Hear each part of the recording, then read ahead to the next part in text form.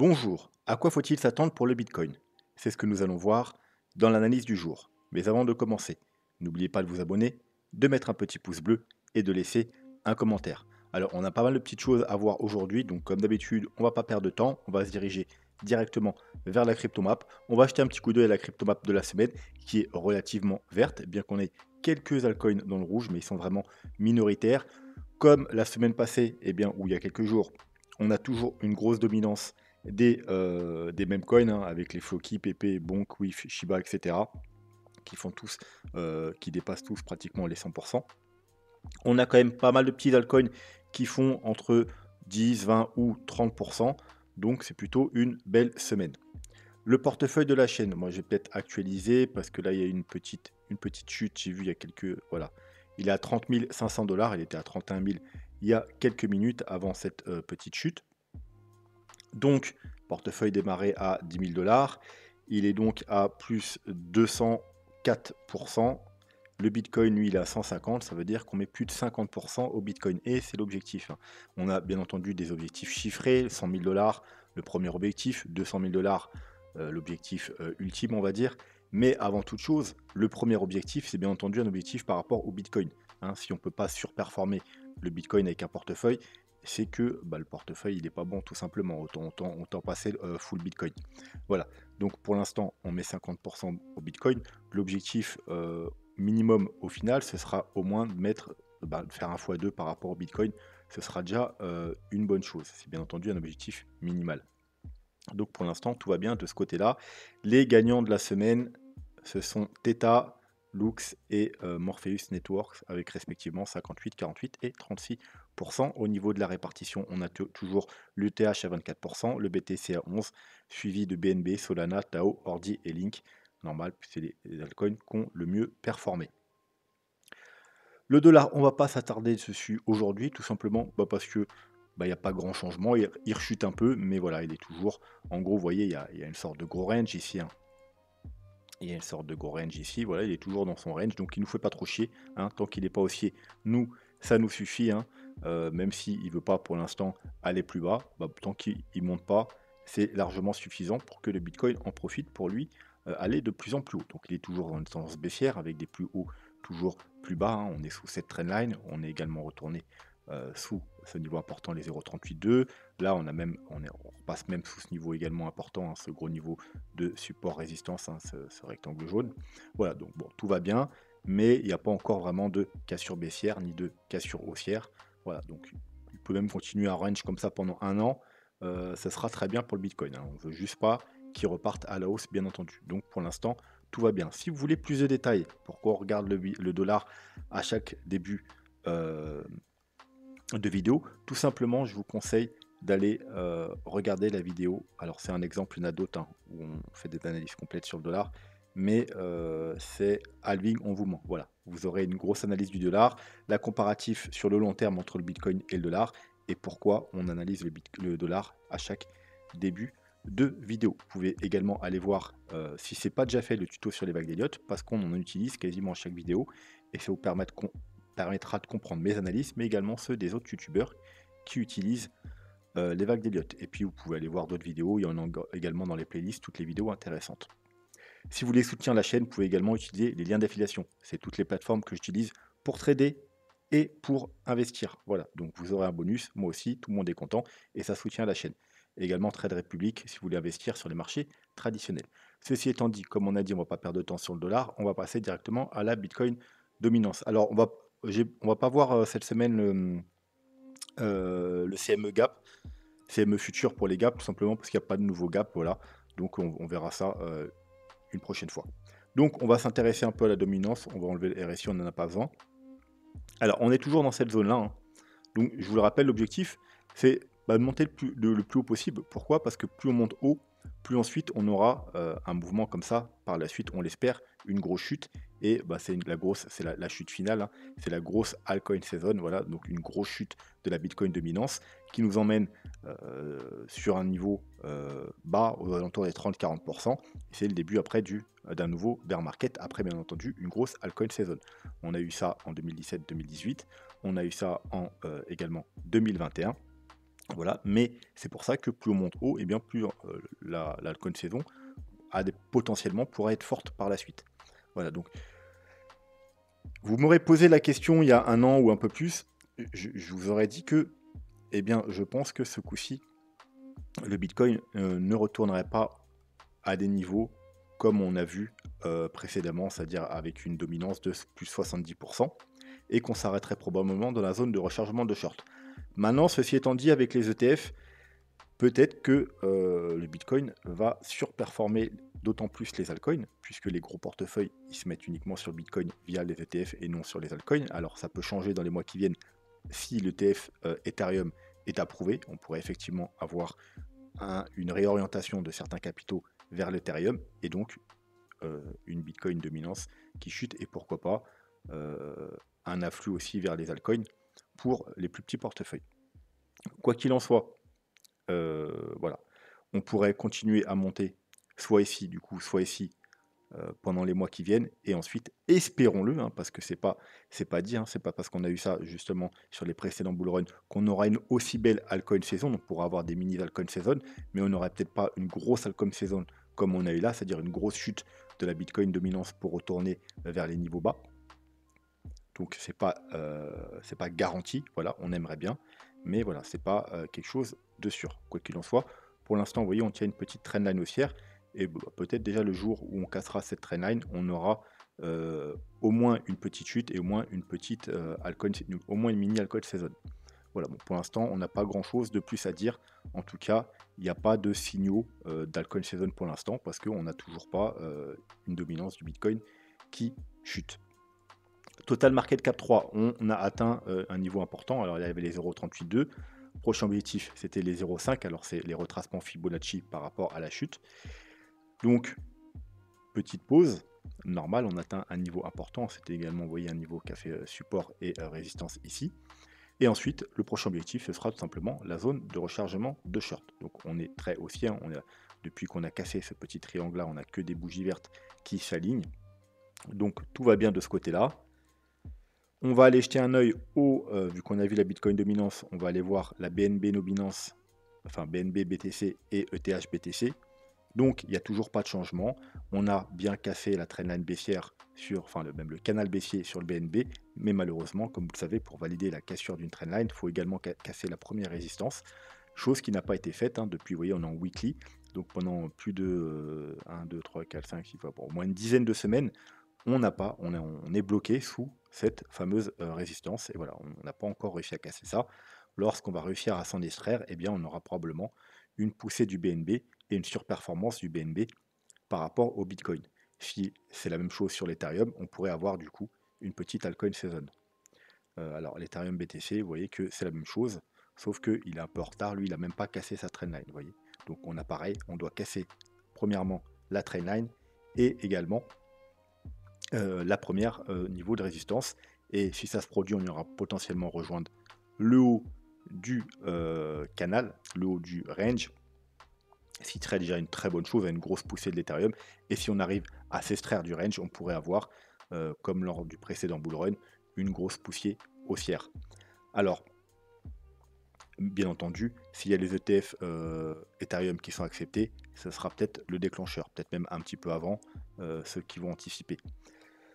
Quoi qu'il en soit, je sais qu'il y a beaucoup de gens qui me demandent chaque fois que je fais une vidéo d'analyser l'Ethereum, mais alors on va aller jeter un œil à l'Ethereum, c'est que l'Ethereum, il est haussier, comme le Bitcoin, comme pratiquement la majorité des cryptos, et qui n'a pas besoin forcément de l'analyser puisqu'il est haussier et les corrections vont suivre tout simplement celle du Bitcoin. Lorsqu'il y aura une correction importante sur le Bitcoin, il y aura une correction sur les altcoins et sur l'Ethereum. Donc, il n'y a pas vraiment besoin d'aller voir le graphique de l'Ethereum à chaque fois qu'on analyse, puisque de toute façon, soit vous êtes dedans, enfin à part pour les traders, mais on ne fait pas de vidéo spéciale pour le trading de l'Ethereum. Donc, soit vous êtes dedans, soit il faut attendre maintenant, voilà, on n'achète pas des bougies vertes comme ça, donc soit il faut attendre une correction. Et la correction, elle aura lieu quand le Bitcoin corrigera, tout simplement. Donc à ce moment-là, oui, là, ce sera opportun d'aller analyser l'Ethereum, et je vous donnerai les targets de rachat de cette correction. Mais voilà, pour l'instant, ça ne sert à rien. Donc là, pour l'instant, vous voyez que, comme le Bitcoin, on a un scénario Lot Wave, une vague 1, une vague 2, une vague 3.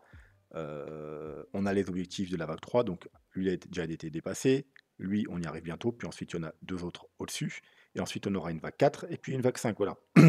Donc si la vague 3 va ici, la vague 4 corrigera vers les 4 000 $, va au niveau de support, et ensuite on aura une vague 5 qui ira entre les 7 000 et les 10 000 $. Voilà, c'est en gros le scénario classique, hein. C'est pas quelque chose d'ultra bullish, bien entendu, on pourra aller beaucoup plus haut, notamment si les ETF sont approuvés. Mais là, c'est voilà, c'est des targets classiques, c'est un peu ce qui pourrait se passer dans les semaines et mois qui viennent. Et là, le petit carré bleu, c'est les sous-vagues, hein, tout simplement. Parce que voilà, sous-vague, hein, 1, 2, 3. Vous voyez, là, pareil, on ralentit parce qu'on a atteint un sous-objectif. Bon, on peut aller un peu plus haut, puis faire une 4 et puis faire une 5, quelque chose comme ça. Bref, voilà. Donc, ça sert à rien d'analyser l'Ethereum à chaque vidéo. Par contre, ce qui est bien d'analyser à chaque vidéo, c'est peut-être justement l'Ethereum par rapport au Bitcoin. Parce que l'Ethereum, c'est pas le bon moment d'en acheter avec des dollars si vous n'êtes pas dedans, il faut attendre une correction. Mais par contre, si vous avez du Bitcoin et de l'Ethereum, bien lorsqu'on aura les confirmations, c'est opportun de switcher ces Bitcoins en Ethereum puisque l'Ethereum va surperformer et peut-être même beaucoup surperformer si on a les ETF qui suivent le Bitcoin. Ça veut dire sur une période donnée, il fera peut-être x2, peut-être même x3 par rapport au Bitcoin. Et là, donc, du coup, c'est plus important de surveiller ces graphiques. Voilà. Le graphique de l'Ethereum, ce sera important quand on aura une correction que ce soit pour les traders long terme ou pour ceux qui veulent racheter avant la grosse poussée finale. Bref, ceci étant dit, on va aller... Alors, on va enlever ça pour le moment. Voir ce qui se passe sur le Bitcoin du côté du court terme. Donc, on avait un trade ouvert ici, on avait TP1, TP2, TP3 qu'on est venu toucher ici, qu'on est revenu toucher aujourd'hui d'ailleurs, et puis un TP4 plus haut. Voilà, donc comme vous savez, moi, j'ai pas pris de TP ici, j'ai pris un gros TP là, et du coup, j'ai clôturé le trade ici, tout simplement, parce que c'était mes deux objectifs principaux, donc j'ai pris 50 et 50%. Voilà. Pourquoi? On le verra ça après avec les vagues d'Elliott. Donc, on a eu une chute, on a rebondi, donc personnellement, j'en ai profité pour prendre en trade là, en une heure, hein, aux 64 000. On avait, on avait bien entendu des indicateurs, tout ça, mais voilà, on avait aussi un joli W, puis à la cassure tout simplement du W, voilà, je suis rentré en trade ici. Voilà. Donc pareil, c'est encore un petit trade court terme, hein, voilà, c'est pas, je vise pas to the moon, et le stop est déjà au point d'entrée, voilà. Puisque là, on a une structure, et si on en ressort baissier, on ira probablement retester les bas ici au minimum, et si on en ressort haussier, ben, on aura peut-être une potentielle jambe haussière. Quoi qu'il en soit, voilà, on est dans un petit triangle là, on a fait un fake out vers le haut. Alors non, 4 heures, hein, c'est du court terme. Une grosse mèche, hein, bien vilaine, hein, c'est pas très joli. Et là, on vient de faire la même chose par le bas. Voilà, donc là, on est revenu dans le triangle. Donc voilà, faut attendre la résolution. Alors c'est un triangle 4 heures. Donc ça va pas nous donner le mouvement du siècle. Mais voilà, si on casse par le bas, peut-être qu'on ira une petite jambe baissière. Alors ce sera soit pour revenir tester, probablement, mettez un petit Fibo, la zone classique, hein, des 0,5, 0,618, voire 0,786, ou soit pour aller faire des nouveaux plus bas pour continuer la correction qui est entamée ici. Hein, parce que là, pour l'instant, le rebond, on n'a pas encore, alors à part avec une mèche, hein, on n'est pas venu vraiment faire des nouveaux plus hauts, donc on est toujours dans la correction entamée il y a quelques jours. Correction qui n'est peut-être pas finie, qui est peut-être terminée, on a trouvé le bottom, peut-être trouvé le bottom là, mais peut-être pas. Peut-être qu'on a fait une A, une C avec une flat, hein, puis après on va avoir une A, excusez-moi, une B, puis ensuite on va avoir une vague C pour aller chercher un peu plus bas. Donc si on devait avoir une correction, si la correction n'était pas finie, les objectifs, je vous l'ai dit la dernière fois, vous mettez en daily, hein, tout simplement parce que en weekly, on est beaucoup trop loin des objectifs. Alors je vais vous montrer tout simplement, voilà, par exemple. Voilà. Si vous prenez par exemple les moyennes mobiles, voilà, le premier objectif, il est à 43 000 et on n'aura pas forcément une correction qui ira chercher les 43 000 ou les 34 000, bien évidemment. Donc, pour utiliser le weekly, il faut d'abord attendre que les moyennes mobiles rejoignent un peu le prix. Donc, pour les petites corrections, ça sert du daily, c'est très bien. Et comme je vous ai montré la dernière fois sur la précédente vidéo, dans tous les précédents bull run, en général, on revenait chercher quoi dans les corrections daily? Eh bien, on venait tout simplement rechercher soit la moyenne mobile 21, soit la 50. Donc voilà, les premiers niveaux à surveiller en cas de correction, ce sera les 50 8000 $, donc en gros très légèrement plus bas que le bas qu'on a fait, ou bien évidemment les 50 000 $. Et vous pouvez également vous servir d'Ishimoku par exemple, qui nous donne un niveau au 64 000 $ et un niveau au 58-59, à peu près pareil que la première moyenne mobile. Voilà, donc c'est ces niveaux-là à surveiller si on devait avoir une correction maintenant. Mais déjà, il faudra déjà, bien entendu, valider la petite cassure de cette structure ici. Donc ça, c'est pour le court terme. On va maintenant s'intéresser au un petit peu plus long terme. Et on va aller revoir un peu le plan Elliott Wave. Mais vous voyez, j'ai entièrement nettoyé les graphiques parce qu'il y en a, ils m'ont dit qu'ils ne voyaient pas très bien les vagues. Donc je me suis dit, on va tout refaire et on va recommencer ensemble pour vous montrer comment on construit un plan Elliott Wave. Donc c'est pour ça qu'il faut aller voir la vidéo avant, sinon voilà, c'est un peu compliqué. Et comme ça, vous pourrez comprendre et pourquoi mes choix aussi de différents scénarios. Donc déjà, il faut trouver le time frame. Donc là, on sait qu'on est sur du long terme. On peut même commencer en mensuel. Hop, on va enlever comme s'il n'y avait rien. Et on va se mettre en automatique. Voilà. Donc, on a un bottom ici. Et voilà, on repart sur un nouveau bull run. Et vous savez qu'un bull run, une tendance haussière, selon les vagues d'Elliott, se construit en 5 vagues.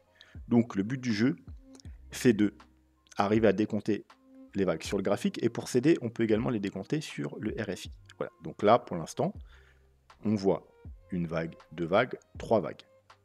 On regarde sur le RSI si ça correspond. On voit bien une vague, deux vagues. En plus, c'est propre. Vous voyez, il y a une moyenne mobile. Là, on casse la moyenne mobile. Hop, on vient faire un pullback sur la moyenne mobile, vague 2. Et puis là, une vague 3. Donc, pas de problème. 1, 2, 3. Voilà, il n'y a pas de contestation possible. Maintenant, on va descendre dans les plus petits time frames pour les sous-vagues. Donc, on a toujours notre vague 1, notre vague 2, notre vague 3. Donc, vu qu'on est dans notre vague 3, ce qui nous intéresse, c'est de savoir si elle va bientôt se terminer, parce qu'à la fin de la vague 3, on aura bien entendu une vague 4. Et ce sera une vague, ce sera la dernière correction intéressante à racheter avant la fin du bull run, notamment sur des altcoins. Donc, on part de là. Alors là, comme vous le savez, j'avais soit 1, 2, 3, 4, 5, et vous voyez qu'il y a 1, 2, 3, 4, 5, mais on vient faire un plus haut. Et comme vous savez, sur le RSI, la vague 3 doit être la plus haute. Hein. C'est la plus puissante, elle doit être la plus haute. Et ensuite, la vague 5, plus basse, ça doit faire une divergence. Hein, un peu comme... alors, ça, c'est pas les vagues, mais admettons, si c'est 1, 2, 3, 4, 5, où elle est 1, 2, 3, la vague 3, c'est la plus haute, 4 et 5, et une grosse divergence. Voilà, un plus haut, mais une divergence. Voilà, c'est comme ça. Alors, moi, c'est pas mon décompte ici, mais c'est juste un exemple pour vous montrer. Donc là, on voit pas de divergence. Donc, c'est pas un décompte à privilégier. Voilà, c'était mon décompte principal au départ, mais vu qu'on n'a pas de divergence, c'est pas le décompte que je vais privilégier. Donc décompte que je vais privilégier, bah, vu que là c'est la plus haute, bah, c'est la 3. Voilà. Là c'est la plus haute, excusez-moi, donc c'est la 3. Donc 1, 2, 3. Un peu, bah, tout simplement, hein, comme sur l'Ethereum. Vous voyez, sur l'Ethereum, c'est plus propre. On voit bien qu'on a fait 1, 2, 3, 1, 2, 3. Donc on est dans la vague 3 de la 3. Hop. On va se remettre le graphique. Voilà. Donc, les objectifs de la vague jaune, c'est les petits traits fins en jaune. Voilà. Donc, ici, on a un objectif. Bah, on est pile dessus. Hein. C'est peut-être pour ça que là, il y a des petites... voilà, on va se remettre sur le petit graphique.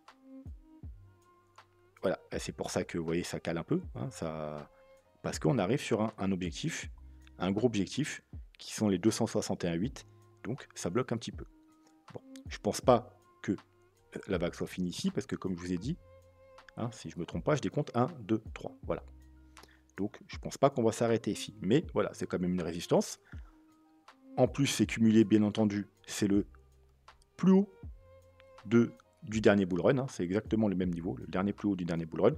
D'ailleurs, il y a quelques minutes, enfin, avant la petite chute là qu'on a eue il y a quelques minutes, on a cassé sur certaines plateformes le dernier plus haut, on a fait un nouvel ATH, voilà, c'est fait en dollars, hein, on l'avait déjà fait en euros il y a quelques jours, mais là ce coup-ci on l'a fait en dollars sur quelques plateformes.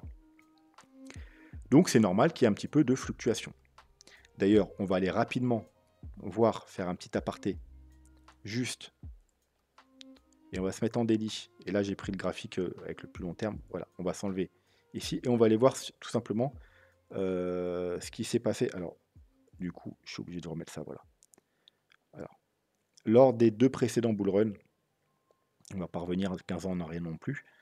Voilà, donc là, on avait le top du marché en 2013. Et ce qui va nous intéresser, c'est voir ce qui s'est passé lorsque on l'a atteint. Voilà, donc avant de le casser, bien entendu, avant la cassure du top. Donc déjà, comme on l'a vu dans les précédentes vidéos, on a de l'avance, hein, parce qu'à chaque fois, on l'a cassé bien après le halving. Et là, on est avant le halving. Donc, on est plus bullish que les précédents bull run, dans ce sens-là. Donc, ben, ici, on est venu le cogner une fois. Voilà, une grosse chute, vous voyez, avec un peu ce qu'on a fait là. Un peu ce qu'on a fait là, hein, vous voyez. Là, hop, on revient tester. Et puis, une rechute et on va faire un plus bas. Alors pour l'instant, on est exactement en train de faire ce scénario. Ça veut dire on est venu tester, on a eu une grosse bougie comme ça, un rebond, et là pour l'instant, voilà, on serait en train de commencer à redescendre, on serait là. Donc voilà, on pourrait avoir une correction qui se prolonge un petit peu. Bon, en tout cas, ce qu'on a vu, c'est qu'on a eu une petite réaction, mais on n'a pas eu de grosse correction, hein. C'est vraiment, voilà, ça a duré quelques jours, on n'est pas venu beaucoup plus bas. Vous voyez que la première chute était ici, et bien on n'est pas venu beaucoup plus bas. Hein, donc petite correction certes de quelques jours, mais pas de grosse correction. Et puis ensuite, vous voyez, on est revenu, hop, ça a encore fait un petit très léger, et puis on a cassé, puis on n'y revient plus après. On n'est même pas venu faire de pullback sur la zone. Bon, lors du dernier bull run, hein, pareil, on a le niveau ici, hein, la ligne orange. Donc, encore une fois, on y est venu une fois, une correction, on retape. Cette fois-ci, on n'est pas venu se faire de nouveau plus bas. Donc, on a bien eu, on est bien venu la chercher deux fois, deux fois. Mais on n'est pas venu faire de nouveau plus bas. Ouais, donc d'un coup, on est venu faire un léger plus bas, l'autre, on n'est même pas venu faire un nouveau plus bas.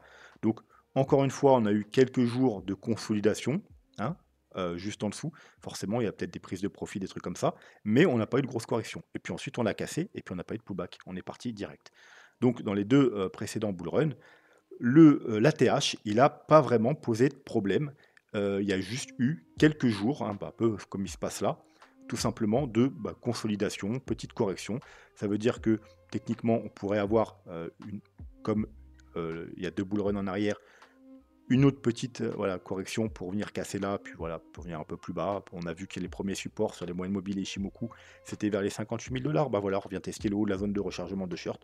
On vient juste légèrement casser ce plus bas, retester les 58 000 $. Et puis ensuite, voilà, on casse. Ou alors, on revient même pas. Hein, voilà, là, on est là. Peut-être qu'on corrige un peu ou on fluctue un peu, et puis on casse direct. Mais en tout cas, si on doit faire comme les deux précédents bull run, faut pas s'attendre maintenant à une grosse correction. Bon, c'est exactement ce que nous disent les vagues d'Elliott, puisque la grosse correction, techniquement, elle aura lieu déjà ici, quand on aura fini cette vague, ou la sous-vague. Je vais quand même mettre les sous-vagues maintenant. Donc, en prenant en compte le nouveau scénario principal. Hop.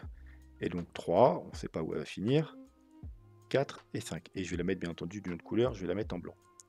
Et en beaucoup plus petit. Voilà.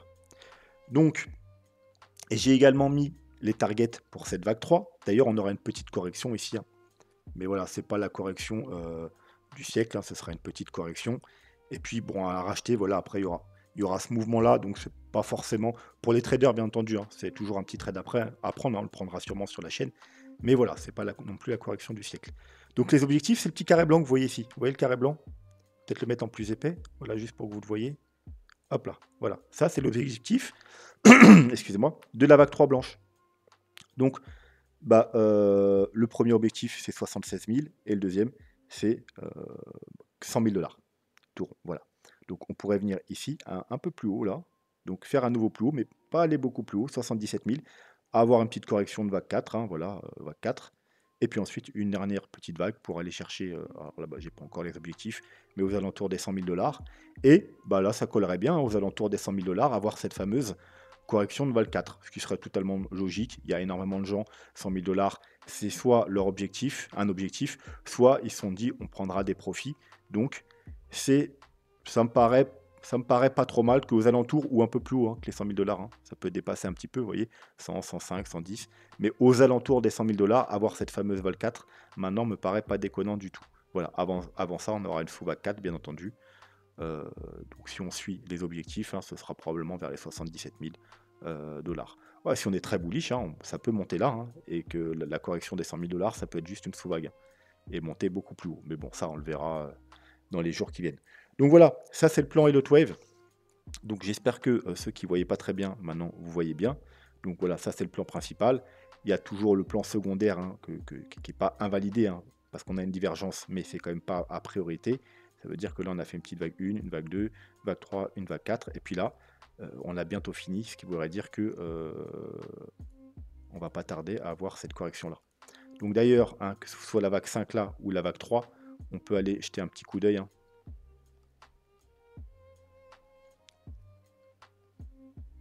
Ouais, bon, Internet est très faible ici, hein. Je suis dans le nord de la Thaïlande là, et il y a un peu la campagne et il y a très peu d'internet. Donc, cette vague-là, que ce soit une vague 5 ou une vague 3, on va peut-être la regarder en daily.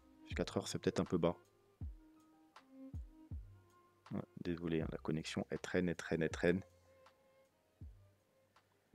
Voilà, donc, sous vague 1, 2, 3, 4, 5, extrêmement simple. 1, 2, 3, 4, 5. Et oui, mais malheureusement, comme en weekly, par rapport aux plus grosses vagues, on n'a pas de divergence. Donc, encore une fois, malheureusement, la vague est peut-être pas finie, hein. C'est très propre niveau des vagues. On a bien 1, 2, 3, 4, 5, 1, 2, 3, 4, 5. Mais là, on fait un plus haut. Donc, quand c'est comme ça veut dire tout simplement que là, on en a une, deux, et puis là, on a une très grosse vague 3. On est toujours dans la 1, 2, et là, on est dans une vague 3. Peut-être en 1, 2, 3, 4, 5. Donc, il nous manque, d'ailleurs, peut-être fini la 5, d'ailleurs, ici. Mais quoi qu'il en soit, il nous manque une 4 et il nous manque une petite poussée. Voilà. Donc, techniquement, qu'on soit dans l'un ou les autres scénarios, avant une petite correction, il nous manque encore probablement une petite poussée. Voilà, dans ce scénario-là, ce sera pour finir la vague 3 pour avoir la correction importante. Et dans l'autre scénario, ce sera juste pour finir une sous-vague. Et il nous restera encore une grande vague avant de finir cette vague-là. Voilà, donc... alors, bien entendu, si on ne prend pas en compte la divergence, on se dit qu'on est dans un des cas rares. Vous savez qu'en général, on a dans 90% des cas, on a une divergence sur le RSI. Mais si on devait être dans un des cas rares, bien évidemment, on pourrait avoir une correction à partir de maintenant. On est sur un niveau intéressant pour avoir une correction. Pourquoi on est sur le dernier plus haut, comme on l'a vu, enfin sur le all-time high. On est également sur un objectif de vague 3, donc en général, il y a des réactions sur les objectifs FIBO. Mais voilà, je m'attends quand même, moi, si on doit vraiment bien respecter tout, à une petite poussée supplémentaire avant d'avoir au minimum une petite correction, voir si on est dans ce plan-là, une correction plus importante, mais c'est pas à privilégier. Sur ce, je pense qu'on va s'arrêter là pour aujourd'hui. On verra les altcoins la prochaine fois. J'ai pas envie de prolonger, enfin des altcoins en particulier, hein, pas général. J'ai pas envie de prolonger trop la vidéo. Donc n'hésitez pas à mettre vos altcoins préférés en commentaire. Également, si vous avez des questions, je réponds à toutes les questions. Et bien entendu, à vous abonner si ce n'est pas déjà fait, à mettre un petit pouce bleu pour soutenir la chaîne. Et un petit commentaire, même si vous n'avez pas d'alcool à demander, ça fait toujours plaisir. Voilà, sur ce, je vous souhaite un très bon week-end et je vous dis normalement à lundi. Alors encore une fois, la semaine prochaine, ça va être compliqué parce que là, dans 2-3 jours, alors là, je suis dans le nord de la Thaïlande et je repars, je vais passer par Bangkok, mais ensuite je vais aller dans une île. Voilà, je vais aller dans une île pour passer en gros la fin de mes vacances, pour profiter. Et dans les îles, et pareil, les connexions, c'est vraiment, ça dépend, hein, c'est pile ou face. Donc voilà, je ferai une vidéo quand ce sera possible. Sur ce, je vous souhaite un bon week-end et je vous dis à bientôt. Tchuss.